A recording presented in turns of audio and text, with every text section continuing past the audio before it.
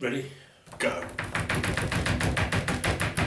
Let's say some interesting things about the Prodigy. Prodigy. Hello, and welcome to In the Court of the Wenton King. Our latest review is for Fatherland, it's Fatherland, from 1997. The destination. They've been through a journey. Where did they go? It's some songs. That's the destination. Some songs with singing. 4 songs with Keith. Prodigy sounding stuff. Or is it that? Well, I suppose it is. Yeah, I suppose it is, isn't it? Yeah, it is Prodigy sounding. It's not just random dancey sounding stuff stuffed into songs. Meh. Really. I think really that's what I'm going to say in the end is meh. I like Breathe. I think that's great. That's the best thing on there. The sort of 1 minute of Brusha, whatever that is. Psycho something, that bit. I just want to listen to that 1 minute. And I've listened to that several times than the rest of it. Co-writers. There's loads of co-writers, there's a big list of names. That's where they've got now, and it's everyone wants a slice. They're the biggest thing on the planet. It can't just be, it wouldn't be allowed to just one guy to write everything and get all the royalties. Even though it is just him. Really, really, really zeitgeist. We did the Bends, and that was very zeitgeisty, but this is more zeitgeist than the Bends, actually. The Bends was a slow build, although they already had an album. It was a big album, but then it was OK Computer was the one where everybody started, but this, they were already, the build-up was jilted, and then Firestarter single, and then everybody brought this in the world. Given Liam Howlett, given his comments around the time of the previous album about he didn't really feel he was part of that rave thing anymore, I smell something very cynical all over this album. Of never mind proportions of Kurt Cobain proportions. Hey kids, yeah, we're so cool. Look, we hang around on the streets. Buy our album, give us your money. Whether I'm right or not, it is the sellout album. You can't argue with that. It is the sellout album. A sellout album can be a very good thing, but it is the sellout album. I remember dance people saying, "Oh, they're not dance anymore. They're just a rock band now." And whilst we're in the perfect position to point out that's nonsense. It's only rock music.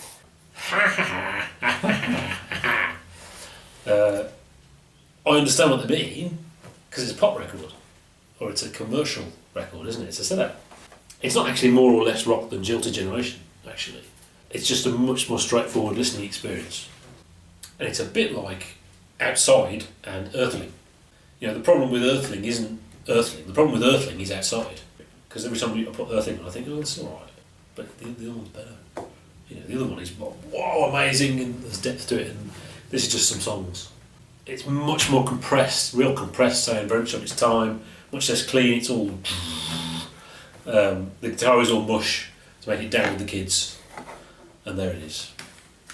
Fatherland. Fatherland. I think I bought this the day it came out, I probably did this one. Very strange. A lot of people did. There was like I think one of the news things at that point was that Liam Howlett had earned £10 million in 1 week in royalties from this album. Yeah, it was massive, and it was massive because Breathe and Firestarter had been released to the point, before the album, and you kind of assumed that it was on a different album, and sort of like it came out. It felt like Firestarter was really old. Yeah, it did. When that came out, I think it probably was quite old. But those were 2 massive hooks. Yeah. Into the album for people like it. Because they're good songs. Actually, listening to it this week, Firestarter seems really sort of. The vocals on it seem really twee now. I'm a Firestarter. Crispian Firestarter. Yeah. I bet they're really middle class. I guarantee. Much like Johnny Rotten, that actually is. Yeah. It's the punk thing of no talent required. But it's comically no talent required on the vocals on that. You do not need to be able to sing to perform with. If you're Bez, you do quite well. Yeah. Yeah. But yeah, produced by Trevor Hall. See, he's the singles man. Yeah. Right the way through from the 80s to the 90s. The other thing that worked for it was the video for Smack My Bitch. It was controversial, apparently. Yes. Yeah. I didn't particularly feel remember it as that controversial. It had a sort of twist to the ending. Yeah, that was kind of interesting once. Once you've seen it. And we are in MTV times, so music videos were good. But I mean, that kind of controversy gave it a sort of an added aura of dangerousness. Yeah, so for the cool. kids. But that's the thing. I mean, you say it's like. I mean, maybe they are sort of playing to the dangerous thing to entice kids, younger people to buy it. But actually, I mean, I don't think Breathe and Firestarter strike me as songs aimed at kids. I mean, everyone likes it. Well, yeah, it's not aimed at anyone. It's aimed at all. It's aimed at the pop charts. Literally, isn't it? That's what it is. That's what it is. It's chart music. But hook. Stuff like that. So yeah, I mean, but in terms of judging it as an album, but that's the thing. I don't think you can. It is a collection of songs. Yeah. Some a lot better than others. Yes. Yes, very much. I actually quite like Narayan. It's kind of that Eastern sort of. Yeah. Well, it's the thing. It's the scales again, isn't it? Yeah. It's,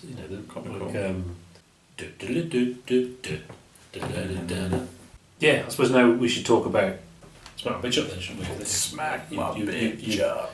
You've triggered it, you've said it, and we should talk about it. Cat's out the bag now. The title is telling, right? It's called Fat of the Land. Well, we've done it now. We're going to just live off the fat of the land now. we've made it. Give us your money. So Smack My Bitch Up means go crazy. It's just an expression to mean, yeah, go crazy, smack my bitch up. It doesn't mean punch my woman.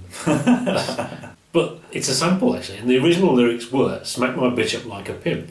So, maybe. I mean, I'm usually very much on the anti-censorship, on the shut up side of these things. Usually, Suicide Solution by Ozzy.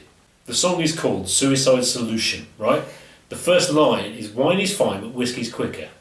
What do you think it's about? Right? It's about Bon Scott, actually. The AC/DC guy who died in his car because he either froze to death or someone killed him, or I don't know. But he died from alcohol poisoning. That was what they said. He threw up, John Bonham style. You can't censor something because stupids don't understand it. Even if a kid really thought that Ozzy was telling him to commit suicide, which he all didn't, actually. You can't say, well, it's Ozzy's fault because he wrote a song about alcohol. It's nonsense, isn't it? But this, it's just too cynical. It's the 90s, it's too cynical. It's, regardless of what the phrase means, they knew what they were doing. It's dumb. It's the third single to keep the momentum going. Let's have a stupid video that's got lots of cool sex and in it. To appeal to 14-year-old males trying to go in a little wispy moustache. I'd forgotten to shave my moustache this morning. Just I don't know why. And then coming here, I thought I better actually. If I'm going to say that, I've shaved my moustache. Banned by the BBC, of course, which is what the BBC do when they want something to be successful. That's how the BBC works. The Beastie Boys asked them not to play it at the 1998 Reading Festival. What? Yeah, they actually said, well, it's bad because of it's misogynistic. This is the Beastie Boys who used to have women in cages and giant inflatable penises at their concerts. But to much progress, that's nothing, because we expect them to dress like a giant hemorrhoid and crawl through an inflatable penis. That's what we expect, isn't it? So we laugh in their faces. Anything else is just sell out, man. So yeah, it's dumb and for publicity. Rhythmically, it's really good. So it's in that sense, yeah, musically it works and everything like that. But I think they knew exactly what they're doing. It's the first song on the album. They've already had 2 singles. It's all about momentum. It's all about milking it for all it's worth. What we're going to have in the video, I know. We'll have a surprise ending in the video, so everyone has to watch the whole video, see the surprise ending, etc. So yeah, I'm not convinced. I think it's stupid. Although it might be the only time I've said that where I don't support it. I think it's considered their sort of iconic song though, Smack My Bitch, which is I find really, really surprising. Not Firestarter. Considering you've got Firestarter and Breathe, I thought Voodoo People. Yeah. I got the poison, I got the remedy. Well, perhaps that's because of the momentum, and particularly in the US where it takes longer. So maybe that's what it is. So by that momentum, that was the point, and everyone saw Smack My Bitch Up. So that's the one everyone in America saw. Maybe, I don't know. So yeah, maybe in the UK it's Firestarter. Yeah. Everybody remembers Firestarter in the video of him standing around in a sewer. Yeah. But and of course, my snobbery took so long to get to it. Much like probably most people, when the Firestarter video was on the telly, I was like, oh, dance crap. it was only when Breathe came out. Oh, this is good. And I much prefer Breathe. I think Breathe is a much better song than Firestarter, but they're so similar that, you know, why don't they put the cool riff and Breathe on Firestarter? It'd be better. One awesome song. Yeah, we'll make it one. You can make one song out of both songs. Let's damn it with faint praise. It was damn it, okay, because Q magazine voted it the 9th best album of all time in 1998. Okay, Rolling Stone included it in their list of essential recordings from the 90s. Spin magazine rated it in their top 20 albums of the year in 1997. Q magazine later put it in their 90s best albums of the 90s. and the 50 best albums of 1997, and it was nominated for the Mercury Music Prize in 1997. So yeah, it's from the 90s. And that's damning it with faint praise, isn't it? Because of the 90s. Well, it's not Britpop. Well, that's why we liked it. Yeah, that is why we liked it. And, well, that's the thing. I mean, originally, I think a lot of people our age responded to the boring Britpop because it was dad rock, because it was already retro. A lot of people responded to, well, I'm going to go find something else. And people found all different music, but this is also a reaction to that. So, well, okay, listen to this then. And maybe I went off and discovered Led Zeppelin, I suppose. Yeah, Led Zeppelin and then Deep Purple and then etc. You know, Climbatize is really good. Yeah. But that's more like something of Jill's generation. That's like a proper Prodigy song, I thought. Which is it's really disappointing. I thought, oh yes, so what it is, you've got Firestarter and you're going to have two really good things at the end. But Fuel My Fire, I hate. It's actually like a punk song, isn't it? With a, you know, a kind of thing. So that's disappointing. Tellingly, that's the only song on these three albums that doesn't have a co-write from Liam Howlett. And I'm sure the first two albums, he wrote all of them. So this is the only album with any of the co-writes on them. There's all sorts of names on there. There's several different guitarists. They're completely pointless because of it's just it's all distorted and compressed. Why have they got different guitarists?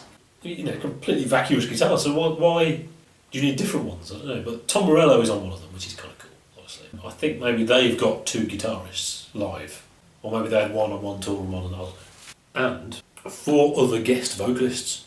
So you've got Maximum, whatever his name is, doing his thing on a couple of tracks, and now we've also got Keith Flint going,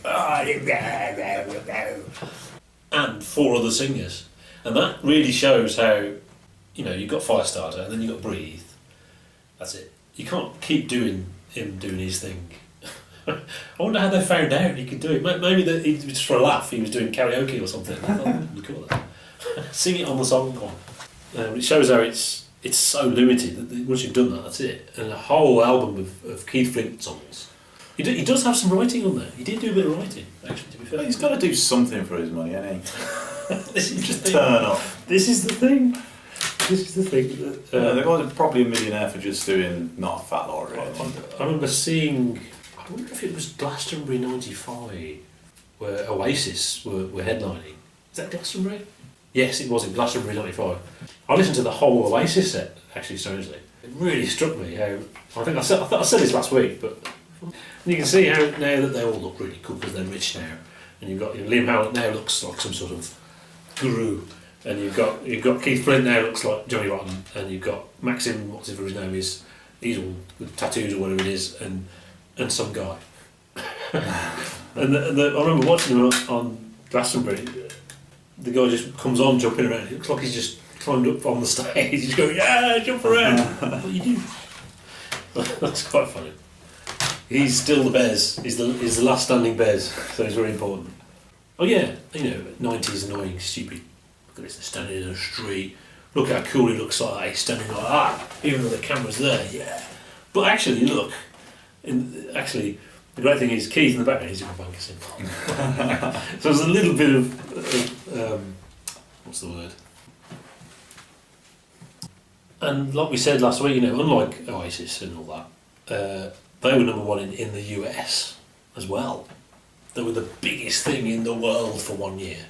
The best bit of Wikipedia with albums is when it's number 1, it says what album preceded it and what album succeeded it, and they were number 1 on the Billboard charts in the US. So it was, you know, where preceded by the Spice Girls and succeeded by Men in Black 1 soundtrack. Interestingly, which I think people quite liked. But in the UK, preceded by OK Computer. Wow. Maybe the UK have better taste than in the US in the 90s. Succeeded by Texas. It seemed to be, I don't know whether it was just an English-speaking and European success or whether it was a real worldwide phenomenon. You know, were people in Thailand listening to Prodigy? I don't know. Should we give it an egg then? It's true. I thought it might have been made up, but there was a report that Keith Flint was into fox hunting. And this is what the bad man of the Prodigy ended up saying. Now Flint has responded to the allegation in a Facebook status on the group's page, writing, "In regards to a story going around about me right now, yes, I live in Essex and have a couple of horses. I went riding with the local trail hunt. It was a ride out and no animals were hunted or killed. My conscience is clear, it wasn't my thing and I won't be going again." Such a bad boy, isn't he? Wow, yeah. Anyway, let's take it. Well, that's because he's got writing credits on there, so he's a rich man. Yeah, he's a rich man for being involved with Liam Howlett. It has to be 4 eggs. I think. I don't. Well, actually, no. The discussion is about we remember this. Yeah. And that ups the eggs. It's nostalgia. It is a little bit nostalgic, but I am realising. I mean, whereas Your Generation actually was an album. Yeah, that's a 5 egg album. This doesn't feel like an album, more a collection of songs. I'm going to give it 3. I bloody love Breathe and Firestarter. Yeah, I mean, there's tracks called Funky Shit. Yeah. And the whole it's a piece of marketing that's been carefully calculated to maximise sales and all that stuff. And, I mean, they have gone on to produce more albums, so yeah, there was a big gap. I wonder if he felt the whole thing was a little bit hollow.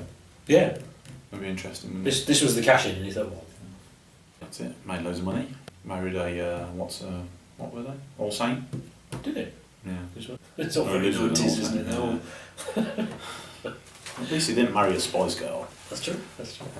Yeah. So because we remember it from when we were young, that's why we're much nicer to it than we would normally be. I think I'll be really laid into the bloody 90s crap. So you're right. It is 3 eggs, not 2 eggs. I mean, we go bloody 2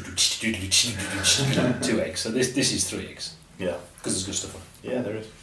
We've done the Prodigy. Sorry. See you next week for something else.